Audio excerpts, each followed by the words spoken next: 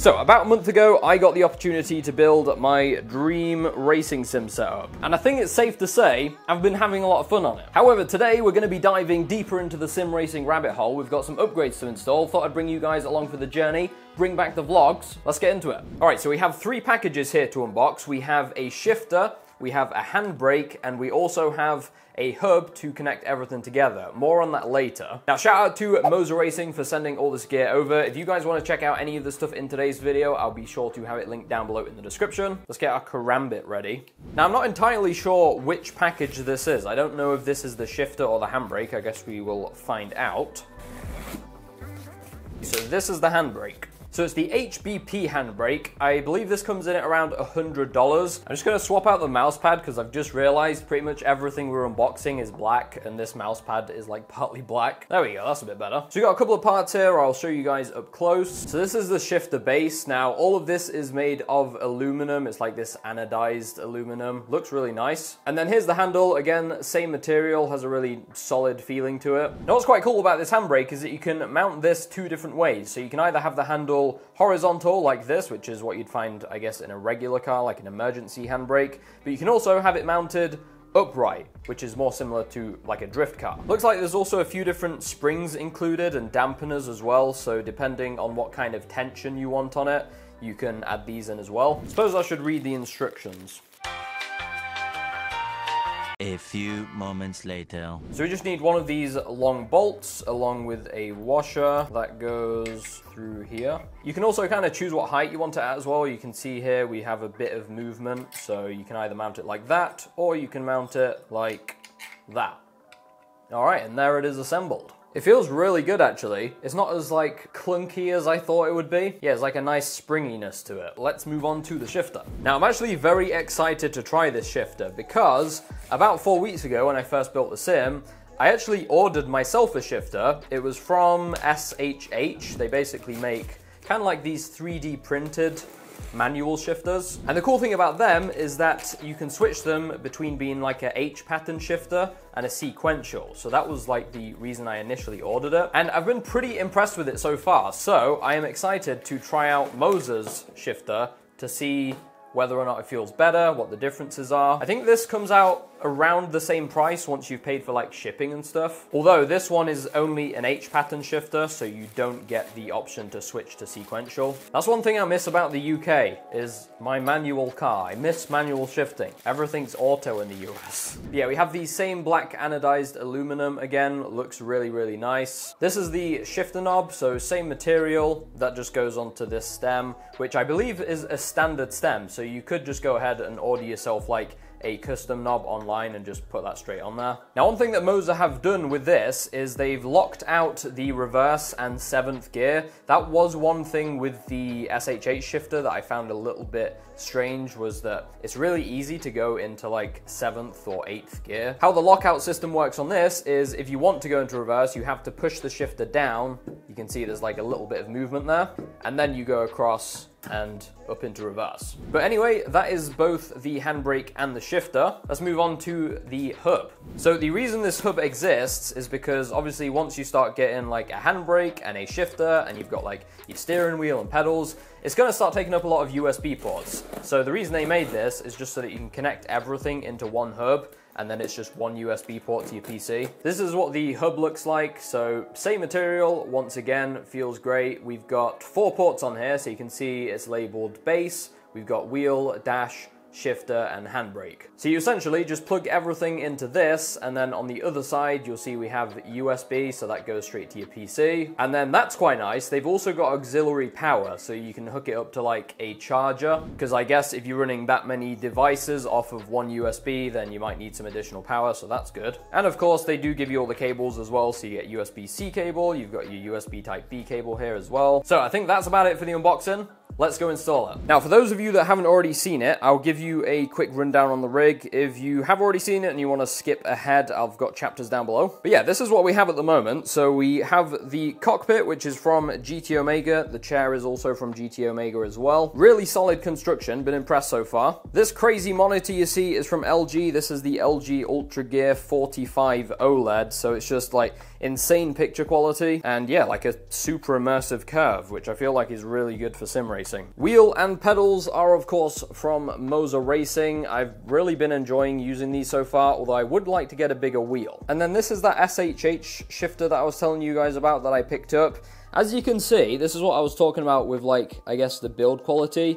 It's 3D printed, so it doesn't look the best, but I have been absolutely like ragging this thing, and the build quality is actually very good. So I wouldn't let the looks necessarily put you off. The only thing I don't like is that when you're shifting, you can see the mounting mechanism it's got like a bit of movement in it. But anyway, I think the first thing we'll do is uninstall the old shifter right here, and then we can get the new stuff installed. So we'll get these two bolts taken out first. I think I've also got some bolts in the bottom of here. That's not the right size.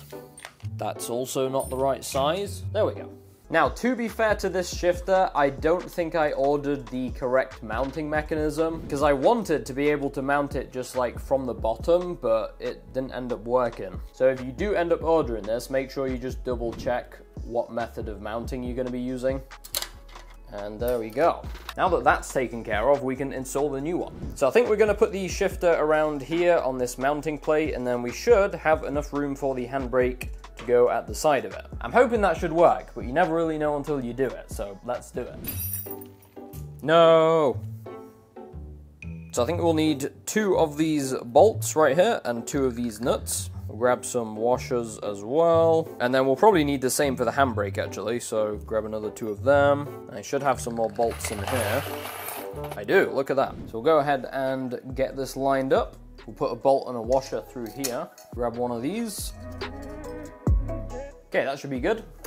There is extra mounting points as well, so if you feel like that's not enough, you can add more, but yeah, that's pretty solid. Time for the handbrake. I will say, one thing I'm loving about like the sim racing cockpit is that everything is just, it feels like you can just mount anything to anything.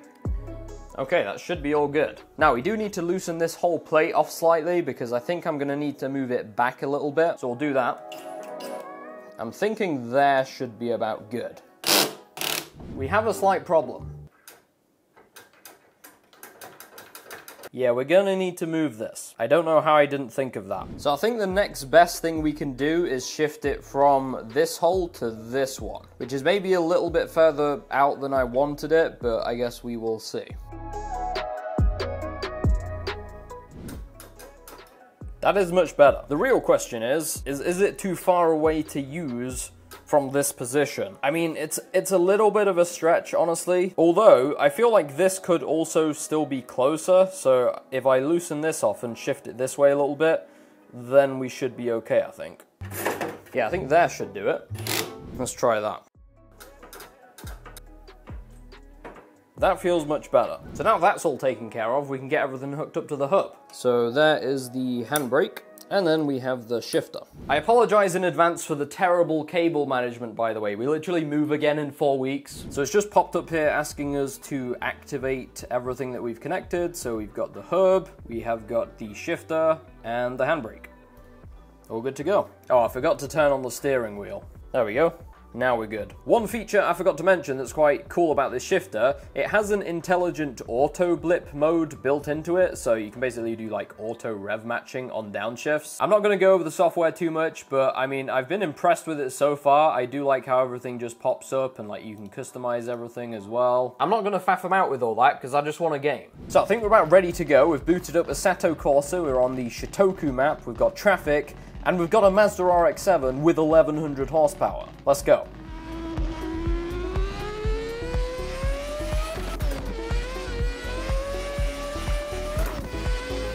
Dude, this car is freaking insane. I'm probably going to be shifting about quite a lot between different views because I usually like playing in cockpit view, but I know most people prefer watching third-person gameplay, so I'll switch it up for you guys. Shifter feels freaking awesome so far. I love the little clunk. You guys can probably hear it between each shift. It's like a nice bit of feedback. Yeah, it definitely feels different to the other shifter I was using. Dude, every time I play this, I forget how much I miss driving a manual. Whoa, look at that for a lane change. Supposed to use your blinkers, mate. I actually quite like the shape of the shifter as well. It's super easy to grab. And it's kind of nice to have metal as well. That's one reason why I picked up that red shifter knob for the other shifter. I just didn't really like the rubber feeling of the stock one. By the way, you guys will have to let me know if you want me to do more of these videos. I'm sure some people are curious about like what graphics we're running and everything. Dude, I can't get enough of these tunnels. Rotary engines sound so damn good. One thing I have noticed with this is that it shifts early. So I think what's happening is when you go into first, it's activating the gear shift change like here, like as soon as you start. Yeah, so it's throwing me off slightly. I think I need to engage the clutch a little bit sooner with this shifter compared to the last one.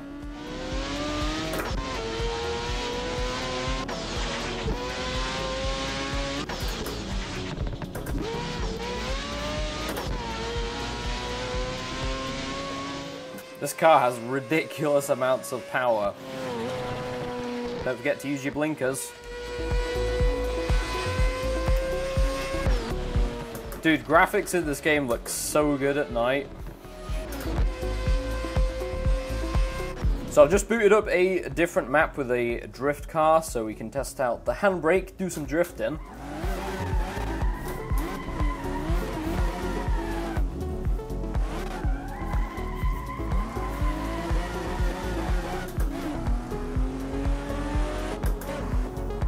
So like I said, I've never used a handbrake to drift before. I kind of know the mechanics of what it does, but it's going to take some practice.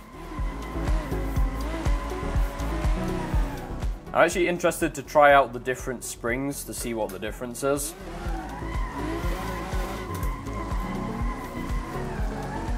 Now I haven't used any other handbrakes, so I can't really compare it with anything. I know you can get like eBay handbrakes for like $50. And yeah, I've never tried them, so I have no idea. But I can tell you that this feels good.